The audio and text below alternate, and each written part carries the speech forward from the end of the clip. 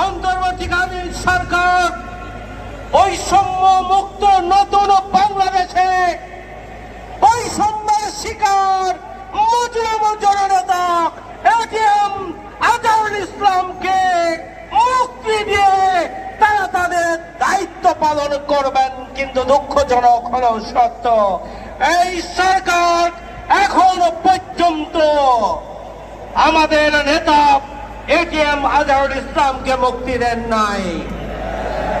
আজকের এই সমাবেশ থেকে আমরা অবিলম্বে এটিএম আজহারুল ইসলামের মুক্তি চাই। আমরা জামায়াত ইসলামী বাংলাদেশের নিবন্ধন আমরা ফিরে পেতে চাই। আমরা অবিলম্বে জামায়াত ইসলামীর প্রতীক তাই বাংলাকে ফিরিয়ে দেওয়ার জন্য দাবি জানাচ্ছি। আর যদি দাবি মানে না হয়, আমরা বিগত 15.5 বছর যাবৎ চরম নির্যাতন নিপীড়নের মধ্যেও আমরা রাজপথে ছিলাম।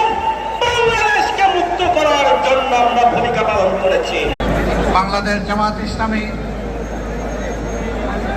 ঢাকা মহানগরী দক্ষিণ এবং উত্তর কর্তৃক আয়োজিত বাংলাদেশ জামায়াত ইসলামের তৎকালীন ভারপ্রাপ্ত সেক্রেটারি জেনারেল,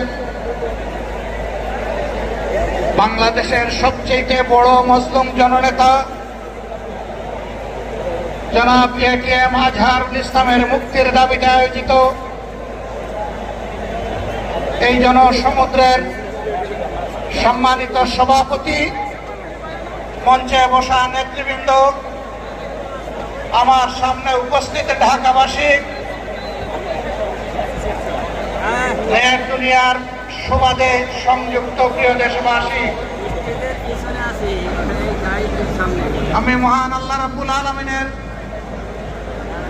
শুকরিয়া আদায় করার পাশাপাশি অত্যন্ত বেদনা ভারাক্রান্ত মন নিয়ে আজ আপনাদের সামনে হাজির হয়েছি। আপনারা সাক্ষী, 2009 সাল থেকে শুরু করে 2024 সালের